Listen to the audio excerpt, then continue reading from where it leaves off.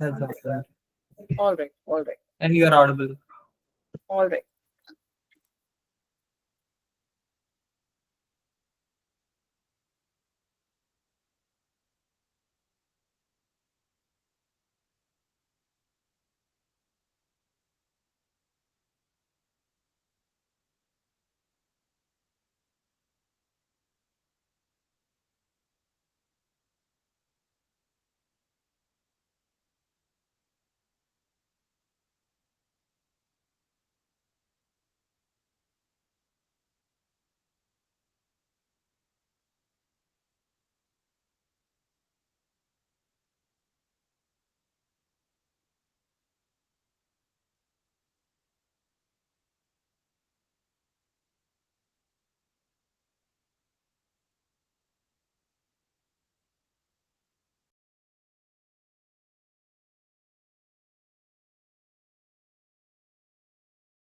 Is my screen visible to everyone?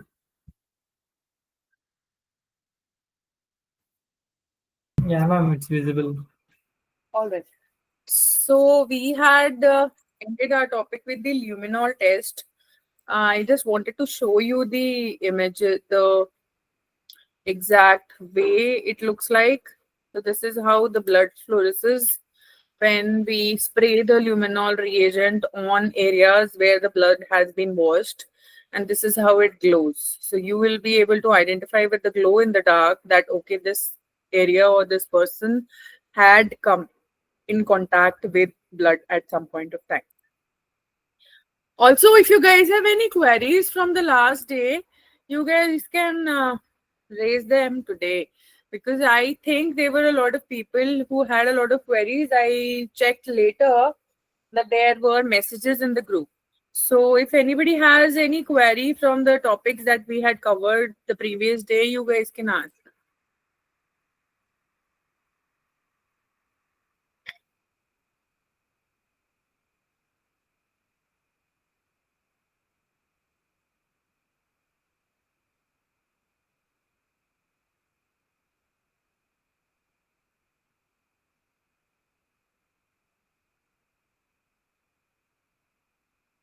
Students, you have access to unmute yourself. Please unmute and ask.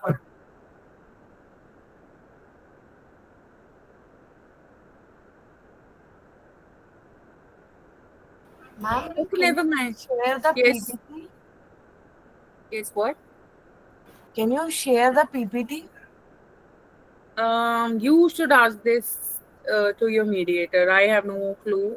Can I share the PPT with these people? Yeah, ma'am. Is Yeah, that ma'am. You can, ma'am. Ma'am, I'll how give do you we? the Twitter mail ID in chat box, and you can mail to me. Or I can?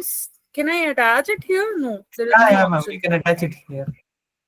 How do I attach it? I don't have an option. Hmm. I'll give you the mail here, ma'am. You can even mail me after the class.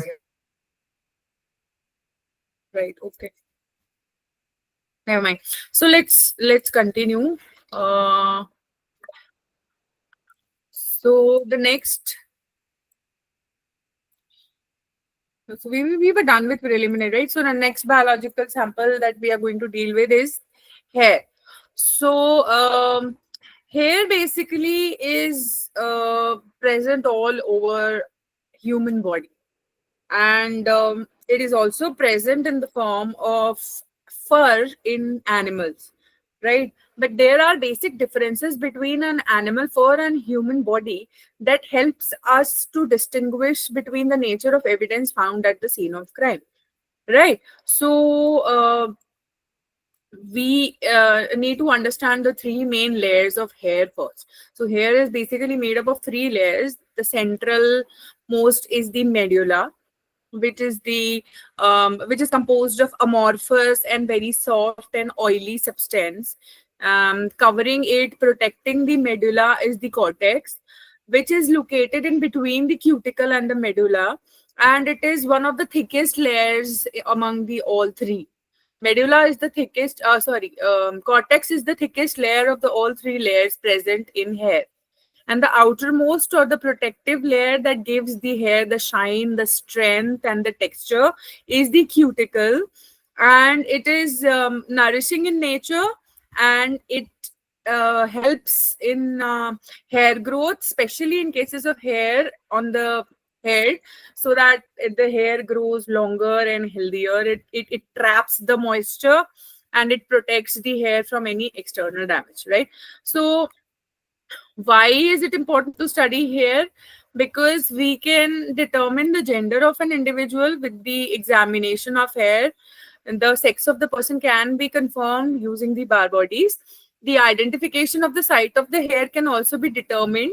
Every hair on our body, the region to which that hair belongs, has a particular characteristic feature, whether they are scalp hairs or pubic hairs, or they are hair arms and the legs, or whether they are the chest hairs or beard and mustache hairs. All hair have different characteristics under the microscope, and simple microscope, and under the compound microscope. And even as we increase the magnification, the internal structure keeps on changing drastically, and we are easily able to understand and identify and differentiate between the different types of characteristics that are present. Right. Hairs, if they are forensically examined, they help us determine the presence of a person at a scene of crime. If we find the hair at a scene of crime and we compare it with the suspect's hair, uh, we can narrow down the list of suspects and identify who exactly were present at the scene when the crime had occurred, right? And we can also differentiate between the sex of the owner of that hair, and if the hair is having some hair root, if the white bulby portion of the root of the hair is present, then we are also able to identify the DNA of that particular individual. Remember, since hair is not a living component of our body, just like extended nails, it is difficult to extract cellular DNA from hair. Cellular DNA are present in the nucleus of living cells. And since the hair and the nails are dead, the nucleus are not present in such cells. And so cellular DNA cannot be obtained or matched in such evidences. However, mitochondria is present in hair. So in cases where we do not get roots in the hair at the scene of crime, we can definitely analyze the DNA present in the mitochondria of the cells, and that will give us the maternal lineage of that particular individual. So every individual is made up of half of its chromosomes or genes from the mother and half of his genes from the father.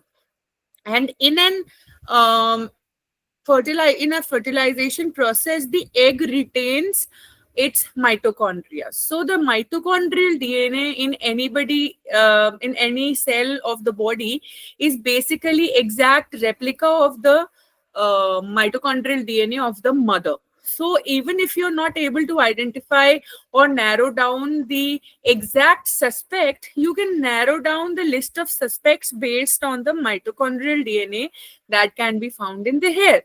Right. So in that aspect also, hair is a very important evidence. What are we determining by using hair as an evidence? We are identifying the individual that is present at the scene of crime. We can also identify the weapon, because there are times where hair get adhered to the weapon. If there is a very heinous crime and somebody is being killed and there is a lot of blood spatter, there are chances that the hair can adhere to such weapons.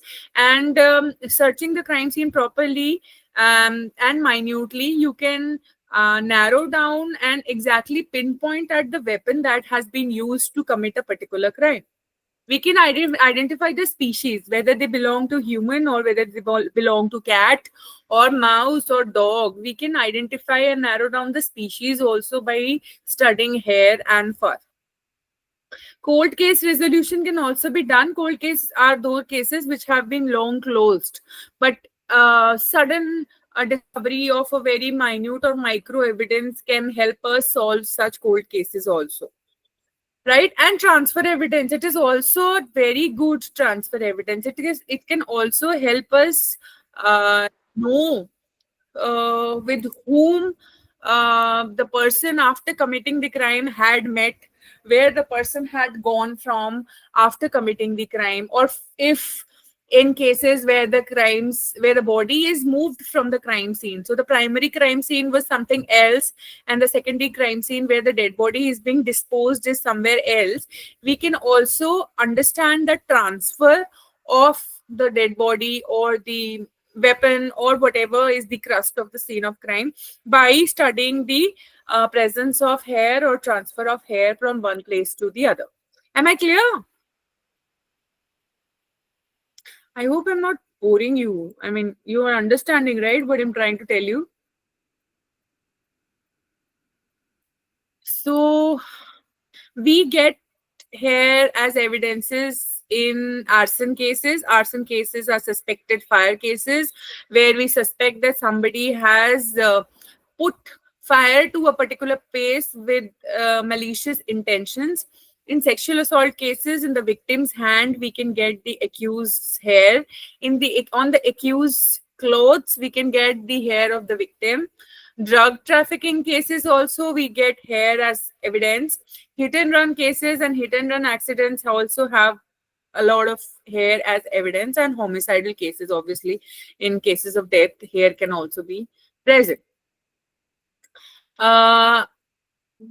So you can see the difference in the hair of different animals here.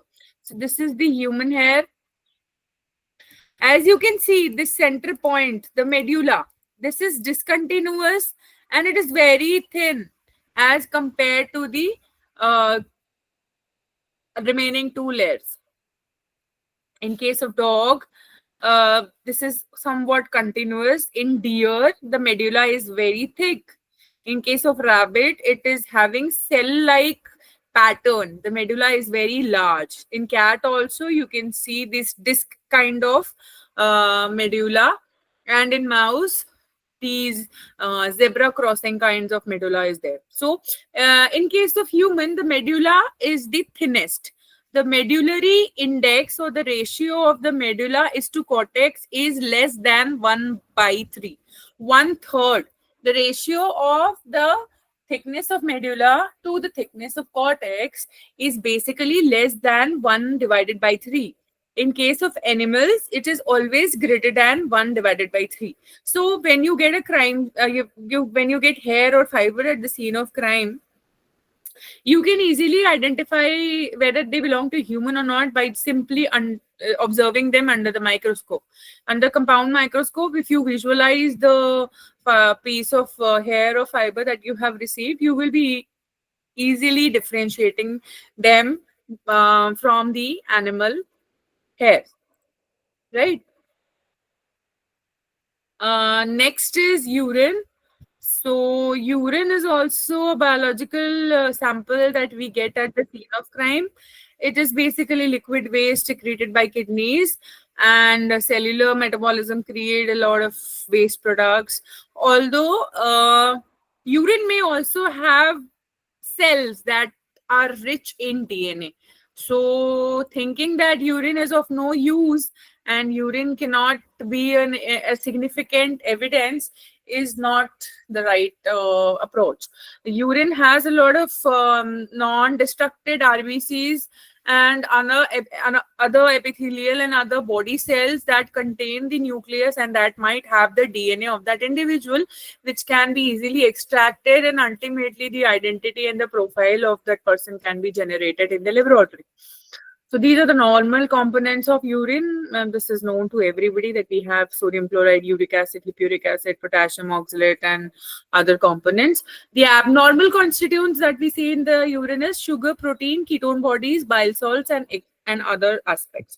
So these abnormal constituents are also helping us to individualize a particular individual, because ketonuria or diabetes or other infectious urine samples are not present in everybody. It is a condition unique to a particular person, and a person can be identified based on the morphological and basic biochemical study of urine found at the scene of crime.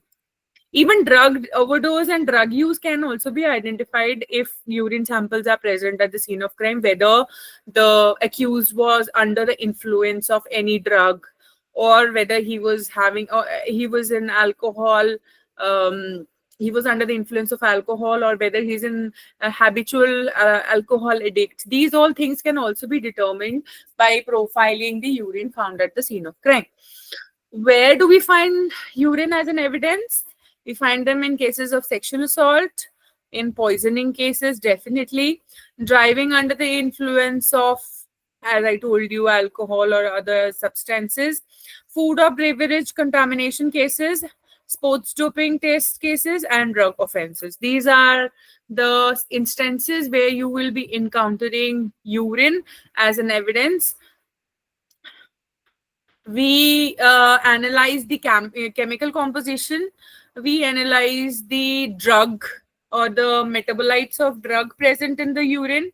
We also individualize the person to which that urine sample may belong to.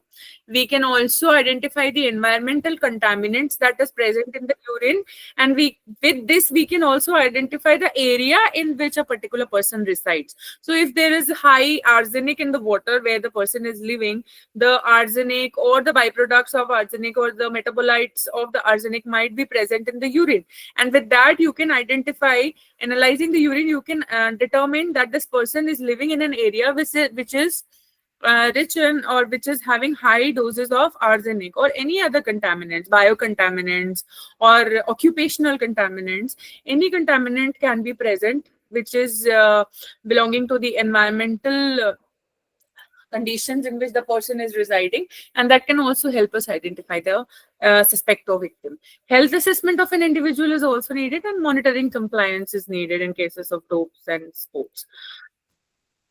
We do the picric acid test for urine. This is again a preliminary test to determine whether that evidence is urine or not, and whether or not this urine should be sent further to the FSL for further confirmatory examinations and DNA examinations. So how do we do this test? We prepare a 5% solution of sodium hydroxide, take the urine sample on a filter paper or in a test tube, and add 1 drop of sodium hydroxide solution on the filter paper. Then we add 1 drop of picric acid and wait for some time. If orange color appears on the edges of the filter paper where we had put the drop of urine, then that means it is a urine sample and you can send it for further examination. See?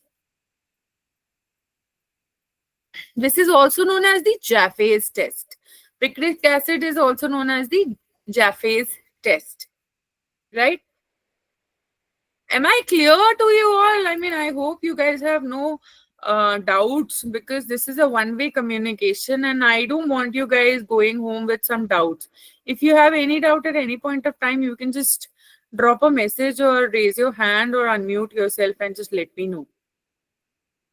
Are you understanding, or are you getting what I'm trying to explain?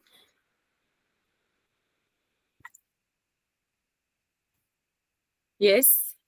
Am I clear?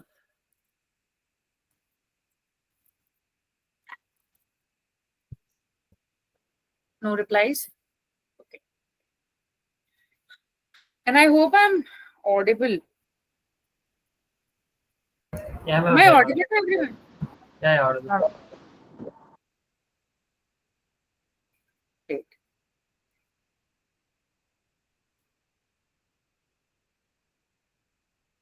Right. So the next biological fluid that we are encountering is saliva.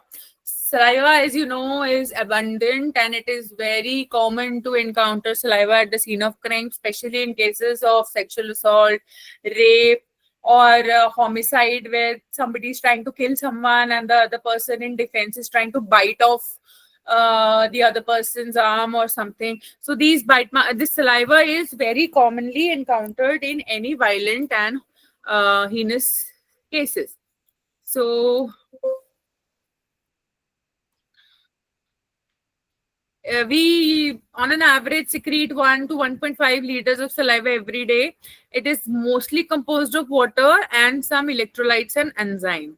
So saliva tests can reveal diseases, viral infections and presence of therapeutic as well as illicit drugs in the body. So the saliva samples can be analyzed uh, on surfaces like paper envelopes, because we try to seal letters using our saliva. If you've seen your elders or great grandfather or father who used to write letters when you guys were small, you might have noticed that they use the saliva to seal that letter on envelope. So you can find saliva samples there also. Cigarette butts, definitely. Plastic and glass bottles, because we drink water or cold drink from them. Metal cans like Pepsi, Fanta cans, and a lot of other surfaces. So saliva is an important evidence, and it provides important information, useful information about the person, contact of victim and perpetrator. And what are the cases where we get saliva? We get it in case of sexual assault, definitely. Property crimes also, we get saliva. In cases of drugs, we get saliva as an evidence. In case of harassment and stalking cases also, we'll get saliva.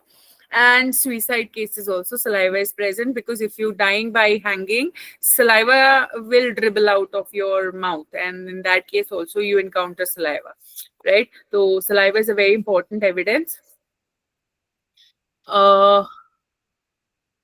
It is very rich in DNA because epithelial cells are abundant, and epithelial cells are a very rich source of DNA because their nucleus is very good.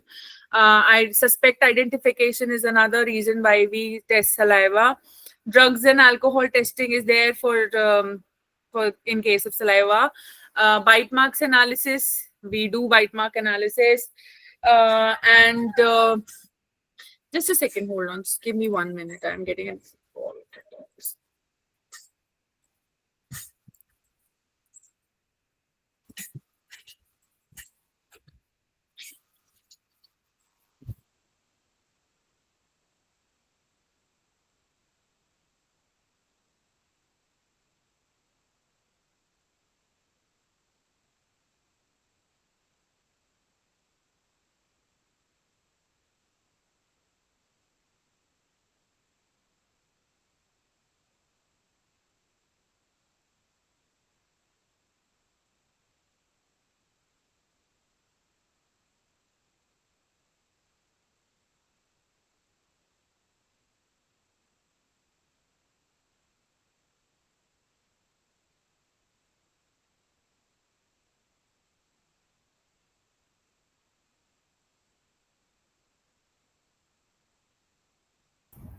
I'm sorry. Siddhar, why do you have a question mark here?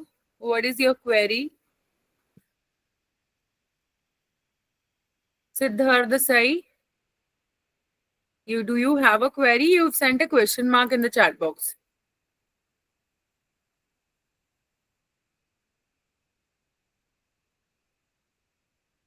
No?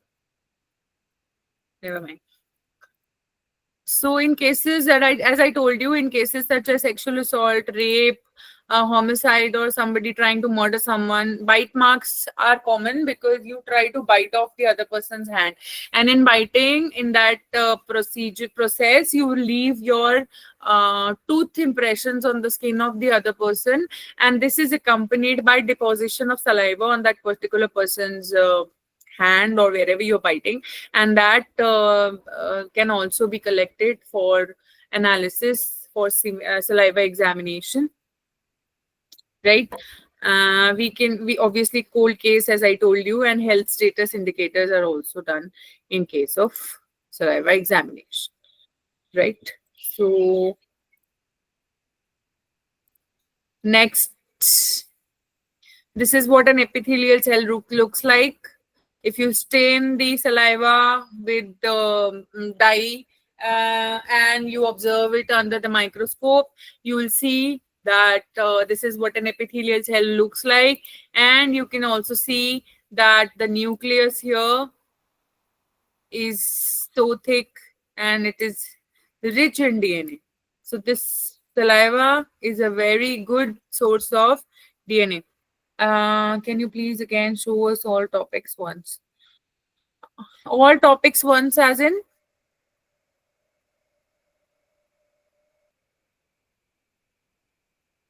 Okay. All topics as in what are the biological samples that we are studying?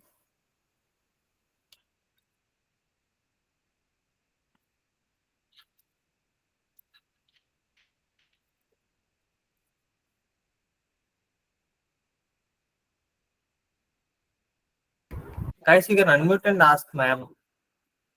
I've just written it down for you guys so you can just note it down in your notebooks, right? Because we just have a single. There's just one last remaining. I will cover it and then we'll go over to the DNA examination. So then the last biological fluid that we encounter at the scene of crime and we analyze it is the semen. So semen basically is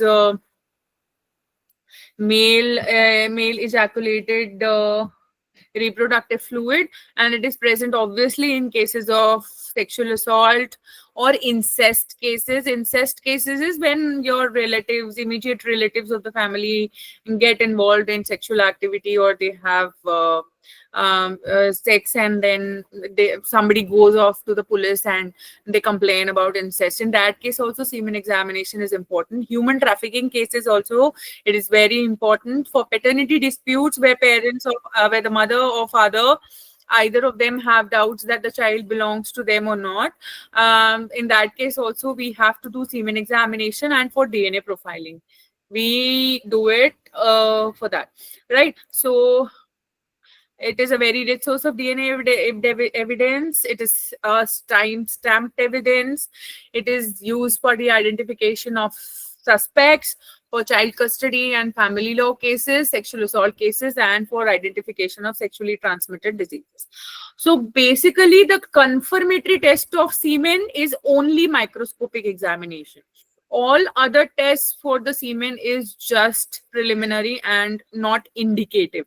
We say in forensic, if you have to be very sure that there has been a rape and the semen examination needs to be done, all you need to do is double stain the slide, prepare a slide and double stain it, and then observe it simply under the microscope. If you're able to see the sperms, that is the most confirmative test of semen that you can find at the scene of crime, right? So there is no other test more confirmatory than microscopic examination, especially in cases of semen, right? So we're done here. Any queries on this aspect? If not, then we'll move into the DNA part. I'll quickly cover the DNA also with you guys, because I guess I have time, so I just wanted to give you a brief idea about DNA as well. Any doubts, anyone? From anything, the topics that we covered the other day, the topics that you want, that we've covered today, anything?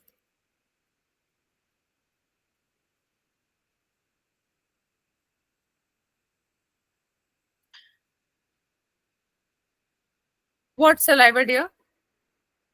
What query, what doubt do you have in saliva?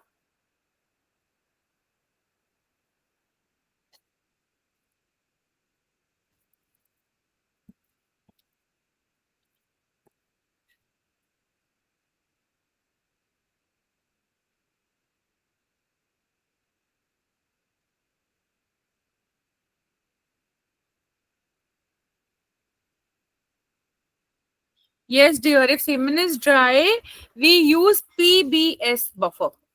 I'm also writing it in the chat box. We use PBS buffer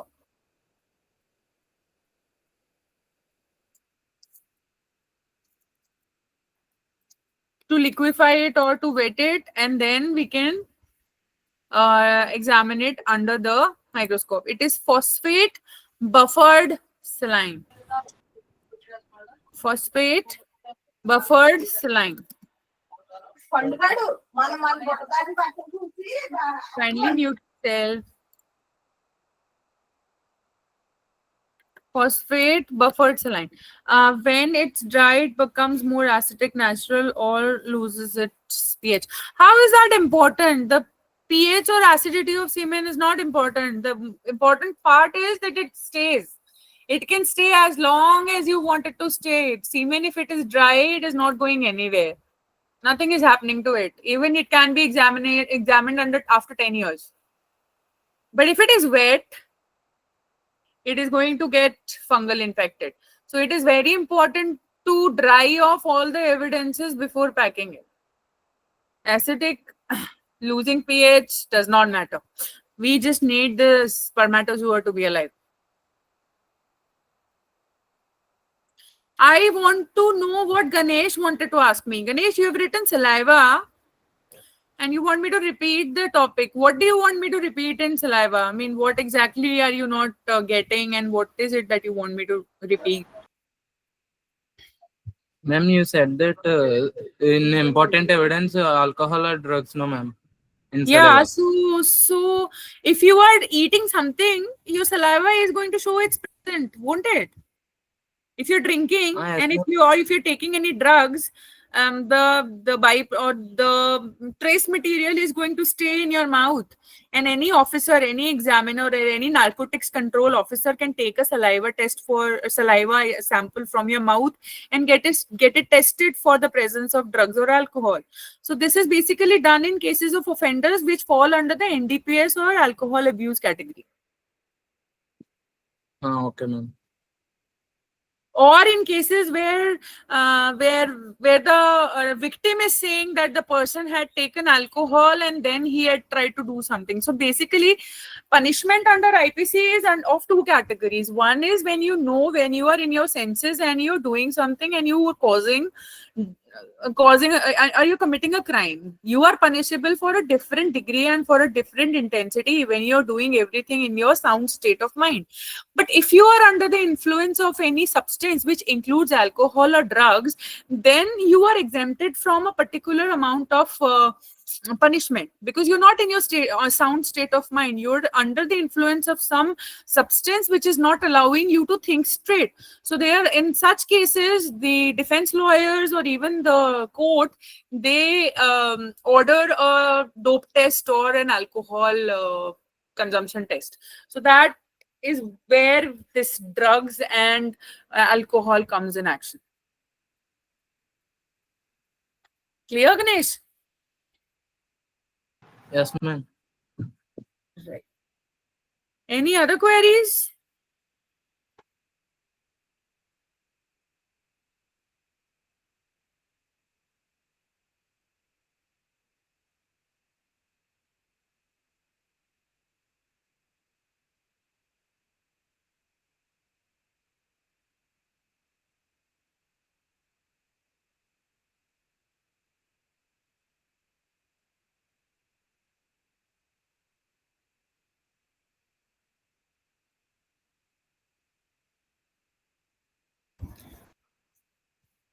Okay, so I think there is no other doubts, and we can go into the DNA aspect. Yes, ma'am. Okay, right. Let me share the PPT. How many of you are from biology background?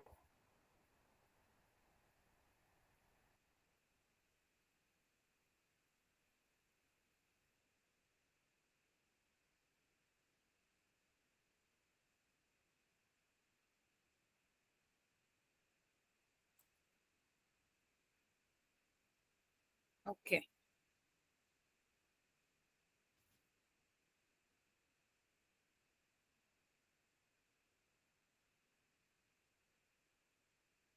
So you all are forensic students, or you all are from different domains, and you have joined this because of your interest in forensics? No, ma'am, all these students maximum are from BSc Forensic Science and the second year, ma'am. They are. All right. So you And they must be having advanced queries. You should be asking me questions that you are not able to ask in your classes, and you must be having a lot of queries. Why am I not seeing people asking me questions? Anyways, let's just quickly do this whole thing. So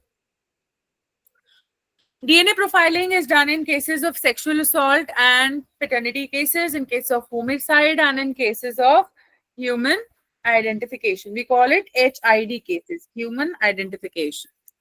Right? Lalji Singh is known as the father of fingerprinting in India. And in 1989, the first case was solved by Kerala police using DNA fingerprinting technique. Right? So what is human DNA? Human DNA basically is one complete set of genes, and half of them are received from their parents, either both of their parents. Half is from the mother and half is from the father.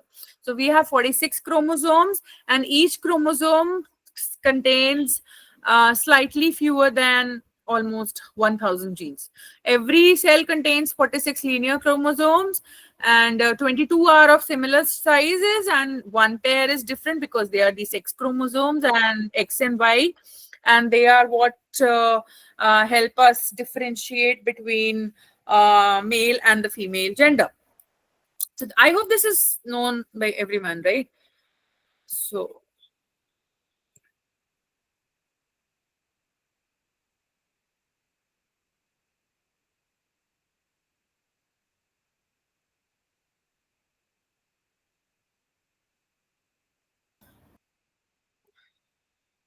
right. So no two people have the exact same DNA. The closest living relative to humans is the chimpanzee, which shares 96% of DNA. Okay, monozygotic twins have the exact same DNA set. Monozygotic means when the single cell is fertilized, and when the cleavage is happening, at one point of time, it divides into two babies. Instead of one baby, it divides into two babies. So the DNA set of both the babies is exactly the same. So only monozygotic twins have the exactly DNA set, and all other individuals have different DNA. No two individuals can have the same amount of DNA. What is the highest source of DNA in case of forensic? Blood. Approximately dime site spot of blood, approximately 50 microliter of volume is enough for a DNA for any analysis. We get the DNA in cases of male from the sperm heads because that is where the nucleus is, and 5 microliter of semen contains approximately the same amount of DNA as 50 microliters of blood. As I told you the other day, the DNA is present in the white blood cells in cases of blood. So RBCs are of no use in case of DNA examination.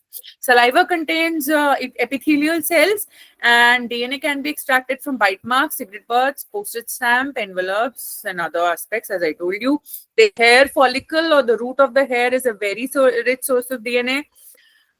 Any body tissue in case of mass disasters, in case of landslides or train accidents, or in case of mass destruction, earthquake, or in cases where mass firing is taking place, and unidentified explosive cases where the people cannot be identified and there are a lot of the body tissues spread all over.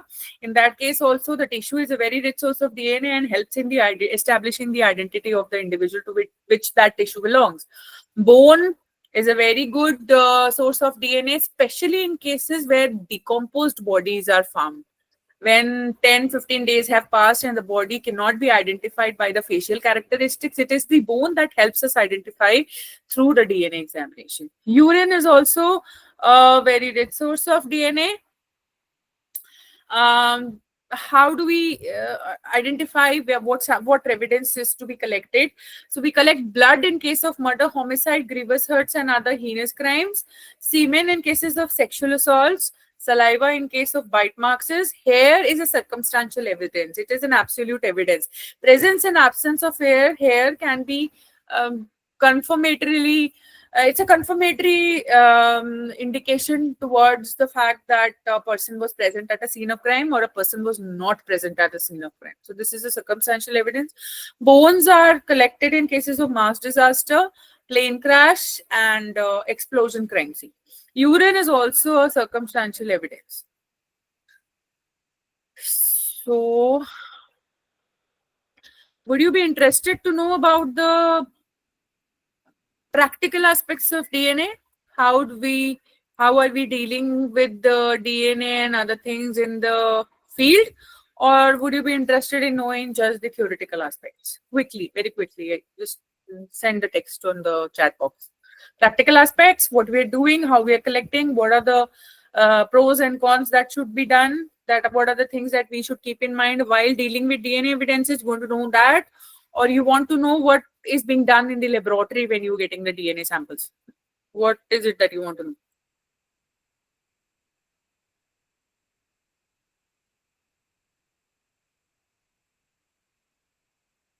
Quickly, very quickly, I want to drop text. You just have 15 minutes, or you tell me what you want me to cover today.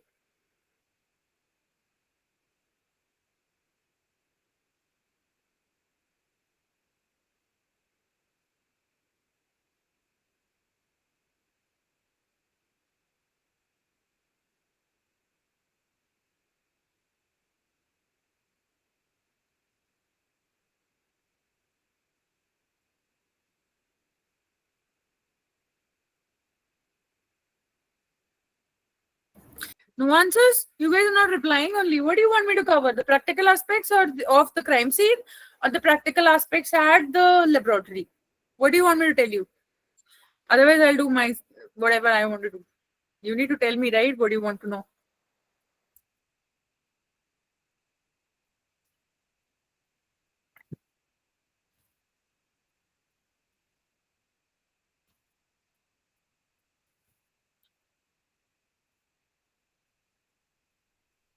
Very strange. Nobody's replying. Why? Am I not audible? You're audible now. Why is nobody replying? Never mind. Let me continue with whatever I'm doing then. So we were doing okay. So how do we handle biological evidence in the scene of crime? You should always wear disposable gloves and mask before touching any evidence, so that your saliva or semen or sweat or blood or whatever does not transmit into the evidence. Separate gloves are to be used for handling different Ma'am? evidences. Yes. Ma'am, from the crime scene only we cannot confirm it is the blood, no ma'am. We can. There are tests, there are kits that are available.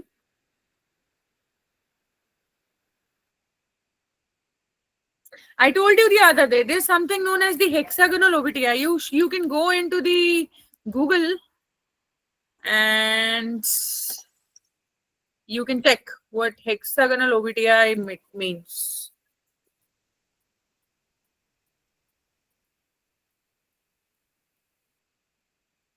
Okay, ma'am.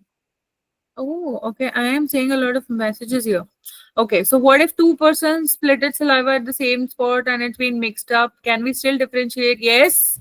Raja, if there are two people saliva mixing, the DNA examination is going to identify and differentiate and indicate that two different persons are present there. So DNA can tell you everything. How did hair may be used to find out in a hit and run accidents? Hit and run accidents, in cases where the hit and run accidents occur, there are instances where the hair of the victim gets trapped in the pieces of glass, like dashboard or uh, window pane or whatever option is there in that car. You will see that you will see hair trapped there,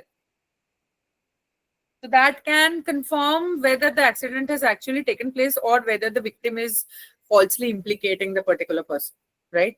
Sorry, I missed your messages. I there must be network issue. Oh, crime scene. Right. Okay. So hexagonal OBTI is there. Hexagonal OBTI is just like a pregnancy kit.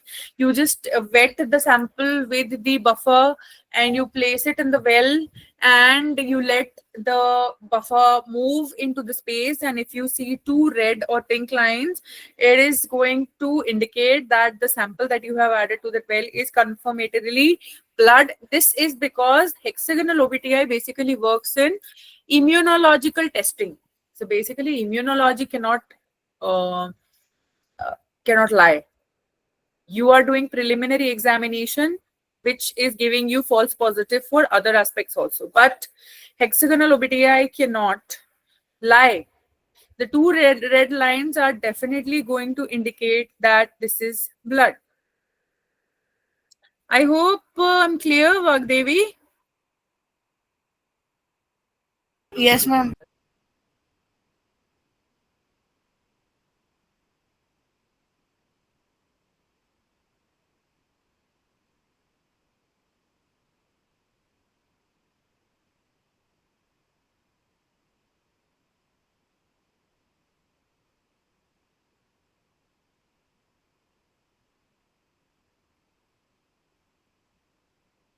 Great.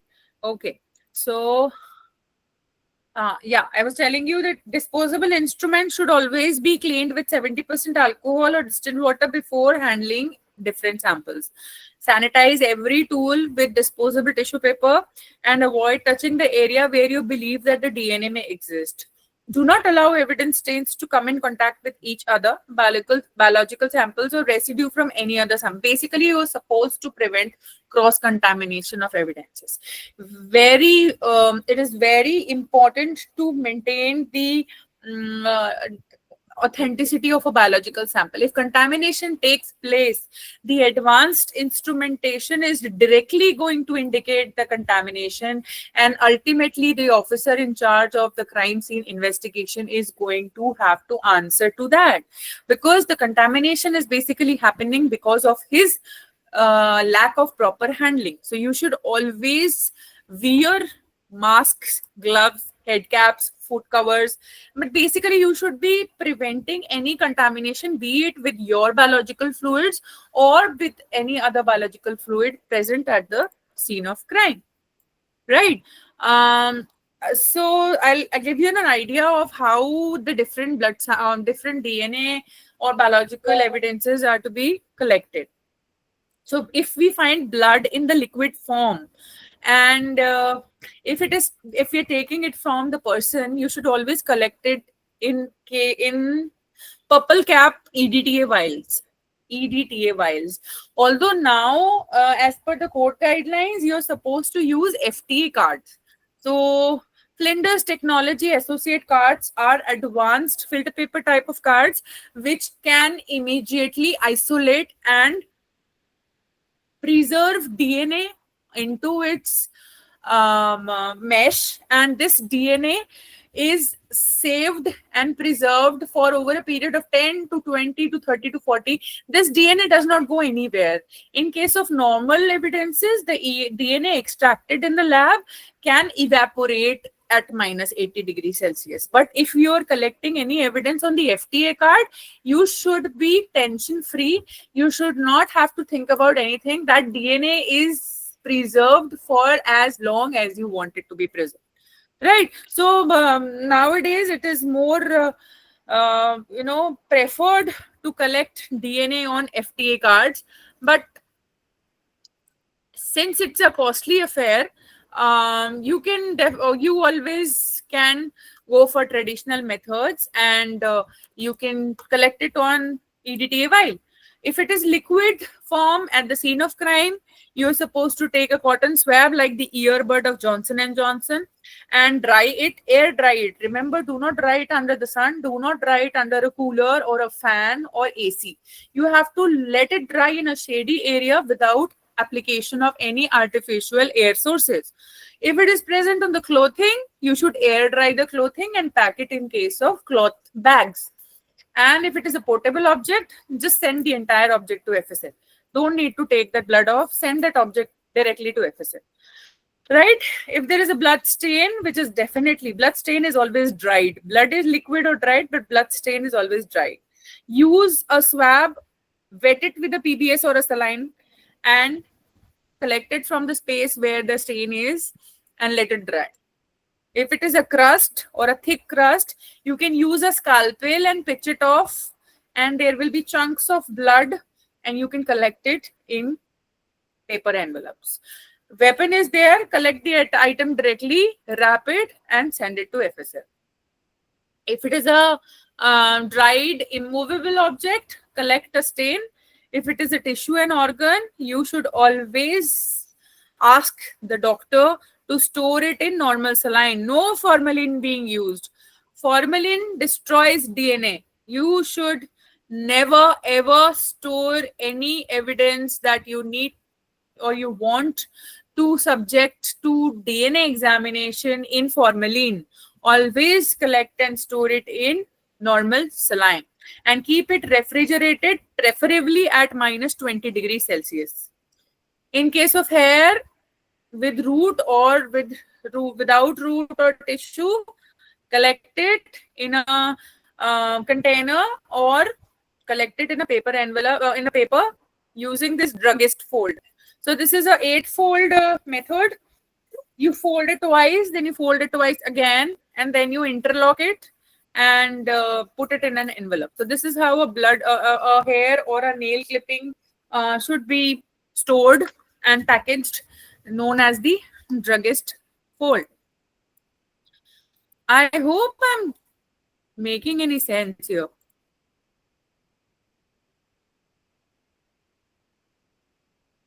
Are you Ma'am? guys even understanding what I'm trying to tell you?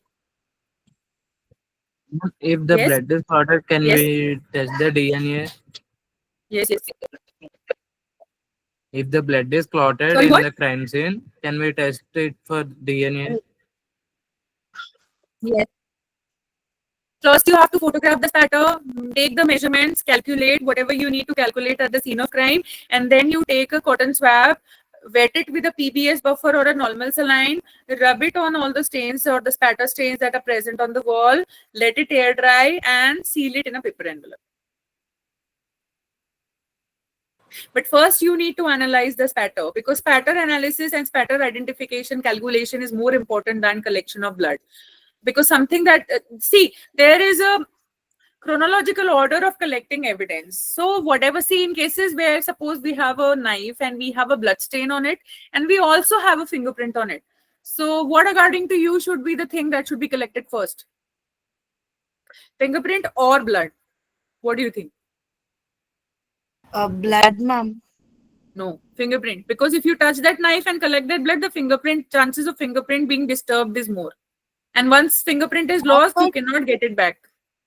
Ma'am, but blood can also be degraded after 2 hours, no, ma'am. Blood degradation, blood can dry. You can collect dry blood. I'm talking about a knife which is having dry blood stain on the blade and fingerprint on the handle. Whether you will send it to the fingerprint bureau for fingerprint examination or whether you will send it to FSL for biological analysis first, where 10 number of people can touch it and have their fingerprint on. What do you think we should be doing first?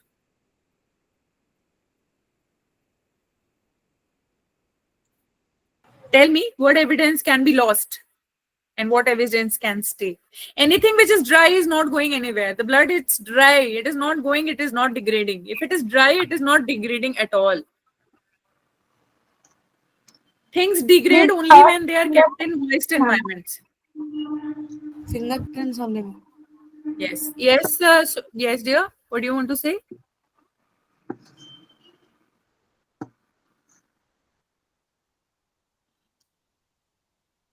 Ma'am, No?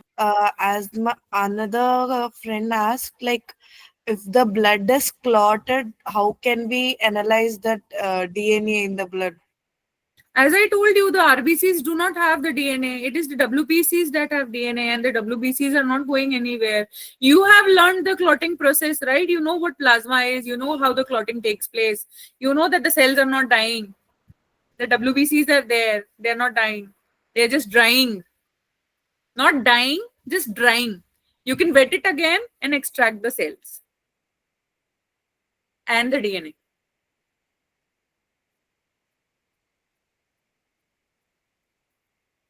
You're from Ma'am, a if biology background here or not? Are you from a biology background? yes, ma'am. No, I'm asking Vagdevi. Are you from biology background? Ma'am, if Yes, ma'am. You can have a look at the DNA extraction process. And the clotting, blood clotting method also. Read about it. remember this, since you're in BSc Forensic, at one point of time you need to sit for your competitive exams. So you need to know the basic sciences also behind, because competitive exams not just ask you questions from forensic, they're going to ask you from basic principles as well. So you need to understand the clotting procedure and whether or not any cell is dying or degrading while the clotting is taking place. And if it is not dying, then you next need to understand the extraction procedure, the principle of DNA extraction, not just the procedure. You need to understand why it is happening and how it is happening, right? If you are using a particular chemical, you should know the reason behind using that chemical. If you're using a lysis buffer, you need to know why the lysis buffer is being taken. If you're using a detergent or SDS, you need to know why the SDS is being used, why the gel is being used, right? So go through that, these two processes for me. One is the natural clotting process of blood, and the next is the DNA extraction procedures. And the biotechnology, you can do it in the biotechnology also, not just in forensic. Just read it and we'll have this discussion in the next class. Or you can have my email ID also, a number also if you want. You can connect with me anytime. We can have that discussion. I don't know, ma'am, am I allowed to share my phone number? Yeah, ma'am, you can if you have no problem. I have no problem. I'm just, Uh, you guys should not have any problem. So I'll share the PPTs also with you guys. So sure. I'll quickly show you the materials that are to be used. In cases of biological samples that are wet and that have the tendency of catching any fungal infection or maggot growth, we used paper envelopes or cloth parcels, so that even during transportation the air can pass through it, and even if something is wet, it dries off during transportation, right? So this is how, this is basically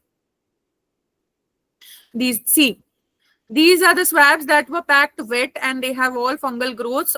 This is a very important evidentiary sample because it is the vaginal swab where semen might be present. But since fungal growth has happened, no DNA is going to come. So this is a loss of a very important case.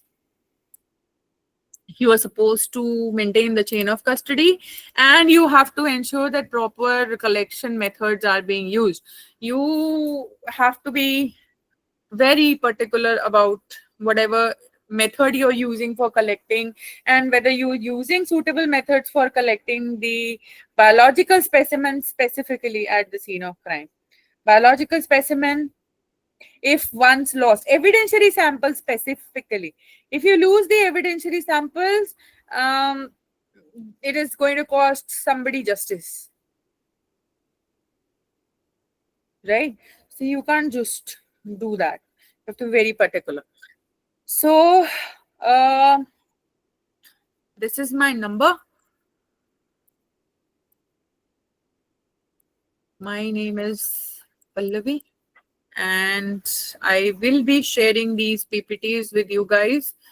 I have been provided with the mail ID. Send them right now and you guys can ask. And if you have any queries, you guys can ask right now. I'm available. Any queries, any doubts, you can ask me. Ma'am, Yes. ma'am, you said that in the knife we should take first fingerprint, no ma'am. Yes.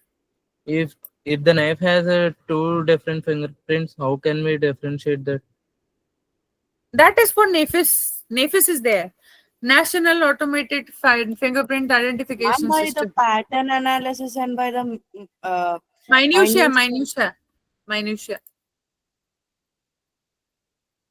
Minutia is there. Overlapping fingerprints can also be separated by NAFIS. NAFIS system is a very advanced system. So you can do that. It does not matter if you have 2 or 3 prints. Thing that matters is your fingerprint should not be destroyed. It should not be smudged or wiped off, or it should not just go away. Getting 2 or 3 fingerprints of 2 or 3 offenders is good. But getting 2 or 3 fingerprints, of which one main fingerprint was of the criminal and the other 2 belongs to the police officer who is examining at the scene of crime, is not a good thing. That means you have caused a loss of evidence. Remember, whatever can be lost easily, the volatility and the destructibility of the evidence decides the chronology in which it should be collected.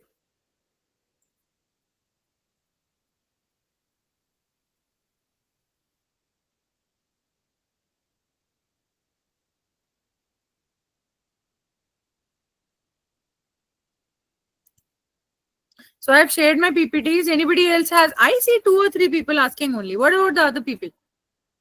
Not interested, or you've understood everything?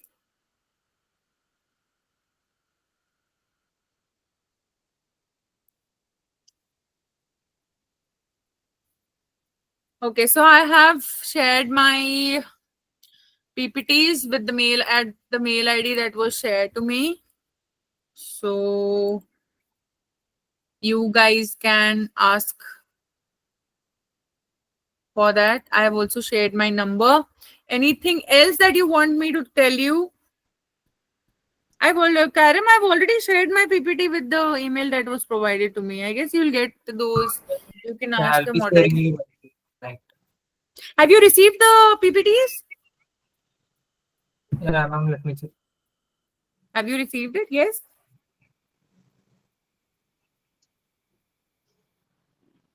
Okay. No, Anybody ma'am, else not has? today. Check, I have shared. Okay, ma'am. So I guess people are leaving. I guess they don't have any queries. Any other career queries you have? Since you all are in BSc. Ma'am, where do you work, ma'am? I work with Punjab Police.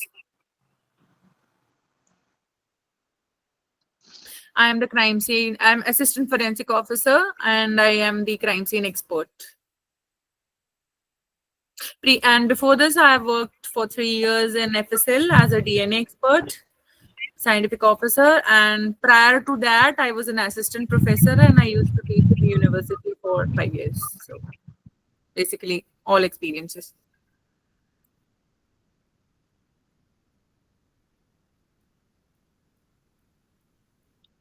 Any other career advices, career queries, anything else? You just don't have to be restricted to the. I'll give you the editor Ma'am, access. is CUET beneficial?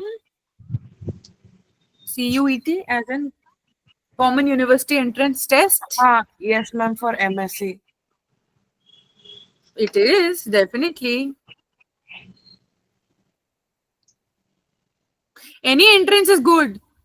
It gives you opportunity, and since you get an experience.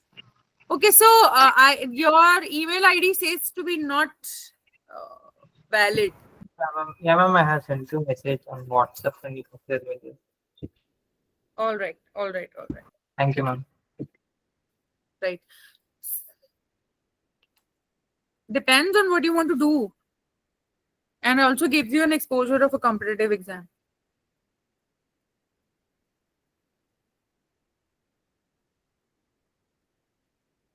Yes. Yes, pharmacology. Yes, you are. Yes, anybody who's having BSc with pure sciences, you should remember that you should have one subject of pure sciences in your graduation level, either physics or chemistry or mathematics or botany or zoology. You need to have that for a period of 3 years. Then only MSc would be beneficial for you. If you do not have that basic science for 3 years in your graduation, then you might need to find alternative ways of joining forensic.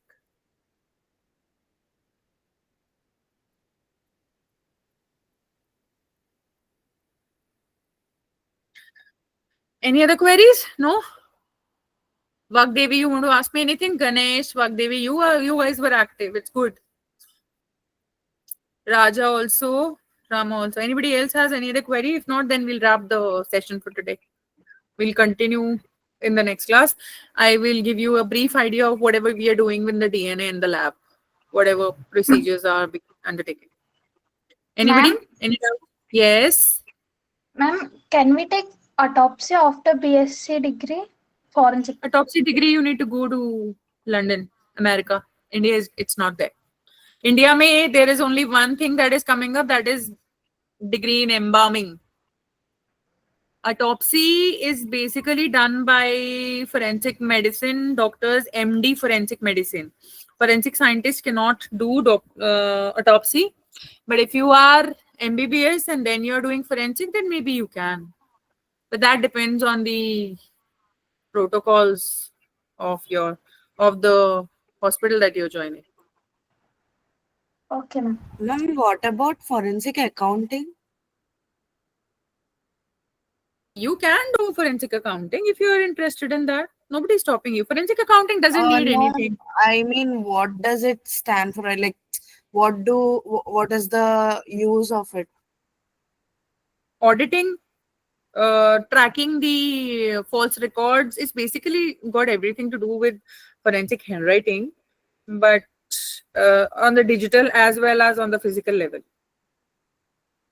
It basically investigates financial records and transactions. It just identifies any fraud or misconduct or any irregularities in any organization. Is it related to cyber, ma'am? No, it's not. It's basically related to accounts. Okay. Matlab, imagine if you have a company and you seem to be incurring losses in spite of working hard, then you definitely need to understand where all your finances are going. And then you can hire a forensic auditor who is going to look into the account books of your company for the last 10 or 5 years and then identify where the fraud is happening. So that is basically forensic accounting.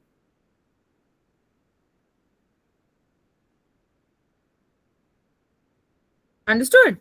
Means like a fraud investigator. Fraud investigator, but a specialized for fraud investigator who knows to identify overwriting in handwriting, erasure, obliteration, false signature, forged signatures. He needs to understand forensic question document.